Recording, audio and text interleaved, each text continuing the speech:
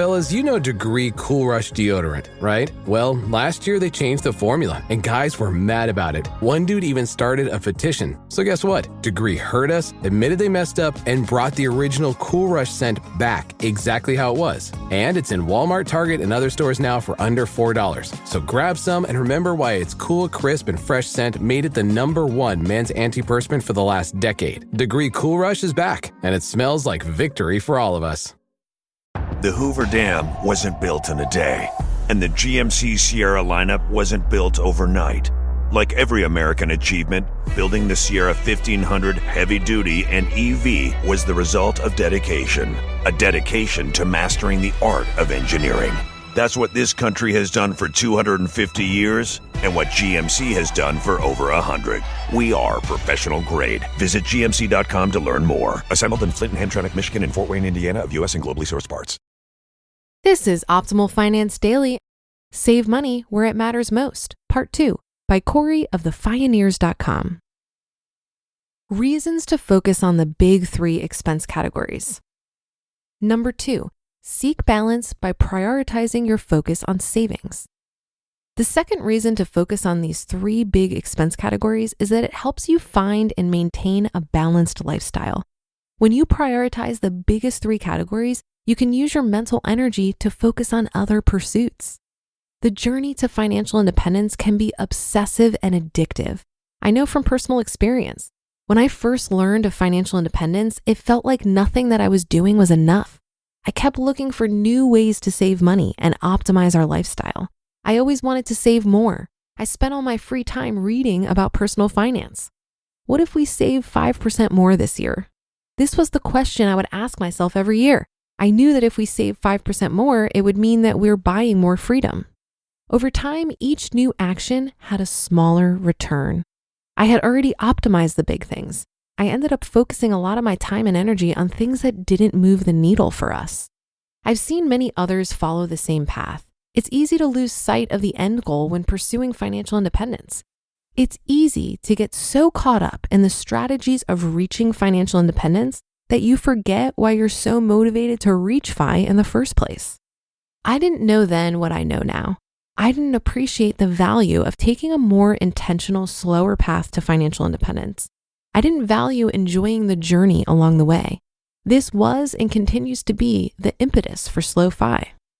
You can choose to use all your mental energy trying to reach FI as quickly as possible. This will likely result in discovering many new techniques and strategies to optimize your life, a high savings rate, and a short journey to FI. The trade-off is that you don't get to spend that time and energy to create the life you want after reaching financial independence. If you focus solely on how to achieve your financial goals, you won't know what to do with your freedom once you get there. Focusing on the big 3 expense categories when trying to reduce your spending makes it more manageable. Instead of trying to optimize every aspect of your life, try starting with these 3 big categories. As a result, it'll provide you more mental space to discover your passions and the life that you're moving toward. How to reduce your household expenses. Saving money on housing, transportation, and food continues to be a big part of our journey to financial independence. Everyone's situation is unique. There's not a one-size-fits-all approach to any one of these expense categories. With that said, we've tried to provide a framework for each expense category to help you think through your options. Housing. Housing makes up 1/3 of the average household spending. This makes it the place to start when looking for ways to save money. We've kept our housing expenses lower by buying a condo with just enough space for us. Our 1,000 square foot condo is more than enough space for 2. We also have plenty of storage space in the unfinished basement for all our outdoor hobbies. Because it's a condo and a self-managed HOA, we share the costs and upkeep with the other members of the HOA. As we said, everyone is different. Our strategy won't be right for everyone. There are 3 big questions as a part of a self-discovery tool to identify opportunities to save money on housing and to determine how it fits into your ideal lifestyle. These 3 are: 1, in which state or region should I live? Number 2, urban, suburbs, or rural? Number 3, how much indoor space do you need? There are many layers to each of these questions. To support this discovery tool, each one of these questions has accompanying items to consider. Transportation. Transportation on average makes up 15.9% of the average household spending. While there may not be as much potential for saving money, there are plenty of opportunities. 1/5 of US households spend less than $4,000 on transportation. The average American household spends more than double that. Saving money on transportation is a bit more straightforward. A majority of transportation expenses relate to personal vehicles. With that said, it does require a couple of key mental shifts to be able to save money on transportation. We've kept our transportation expenses low by prioritizing proximity to work in downtown Boston. We may pay a little bit more per square foot for our housing, but we more than make up for it with less reliance on personal vehicles. We own one car, which we buy used and keep for a long period of time. That one car is a luxury in a city, but it makes it easy to get around on weekends and get outside the city. Food. Food-related spending makes up 12.9% of the average household spending. This is one of the areas that Jess and I have focused on the most. Because we've optimized the other areas already, this is where we have the most potential for savings. There are a few key techniques that have worked well for us. Number 1, focus on cost per person per meal. For about 6 weeks, we tracked the food we ate and calculated the cost per meal. This was incredibly eye-opening for us and helped us to see what items from which grocery stores cost the most. Being this intentional was a game changer for us. It allowed us to think about spending money on food differently. Number 2, buy food in bulk. Buying in bulk is a similar strategy and that allows us to save about $2,000 per year without clipping coupons. Number 3, ugly produce delivery. We also made the switch to using imperfect foods for our ugly produce delivery. This has reduced our spending on fruits and vegetables. Saving money is about buying freedom.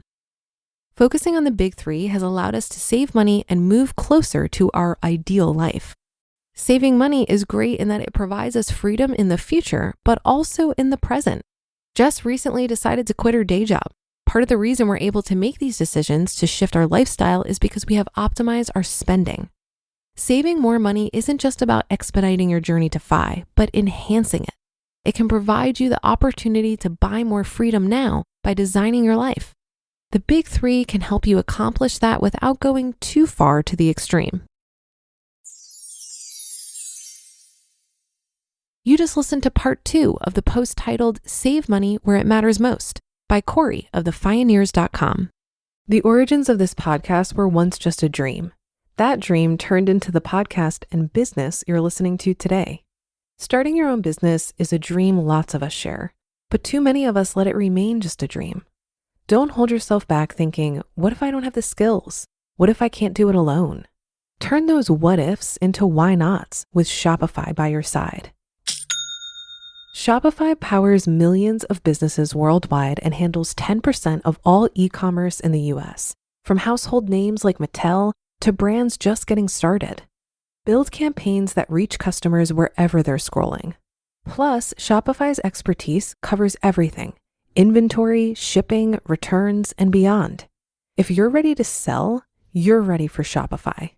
Turn those dreams into and give them the best shot at success with Shopify. Sign up for your $1 per month trial and start selling today at shopify.com/OFD. Go to shopify.com/OFD. Shopify.com/OFD.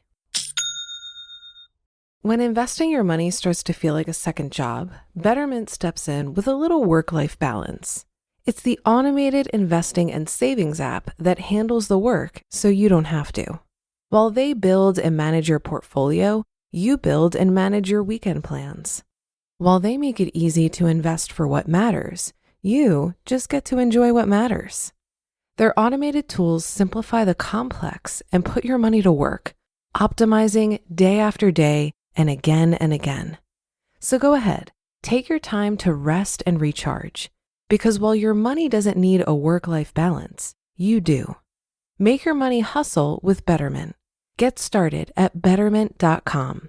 That's BETTERMENT.com. Investing involves risk. Performance not guaranteed. I appreciated Corey's thoughts here on focusing on the big three so that you can essentially move on from thinking about reducing expenses. It's so easy to get caught up in the game of constantly optimizing, but over time, that can have diminishing returns. After I reached an average 60% savings rate, I noticed I had less of an interest in continuing to increase that rate. Rather than continuing to ask myself, how could I reduce my expenses and increase my income? I posed some bigger questions, like what do I want to do with my time? Who do I want to spend it with? And what do I want to create? Financial stability creates the privilege and freedom to ask these questions. And I didn't want to waste that opportunity by remaining obsessed with my savings rate. I often remind myself of this Ayn Rand quote where she says, "Money is only a tool. It will take you where you wish, but it will not replace you as the driver." End quote. I don't think financial stability is enough on its own to create the peace of mind we seek. We need to use this space in our lives for personal development and exploration to really get the most bang for our buck. I also like the idea of thinking about money until you no longer need to think about money. When you're out of debt, solidified in your saving and investing habits, you've optimized your fixed expenses and comfortable with your savings rate, there simply isn't much left to do money-wise, and that's perfectly okay. I mention this because I know for me, money management became such a passion that I had to be really intentional about exploring the space that financial security opened up in my life. And I'm excited for you to do the same. And that's another episode of Optimal Finance Daily in the books. Thank you for your support and for listening every day. And I'll catch you tomorrow where your optimal life awaits.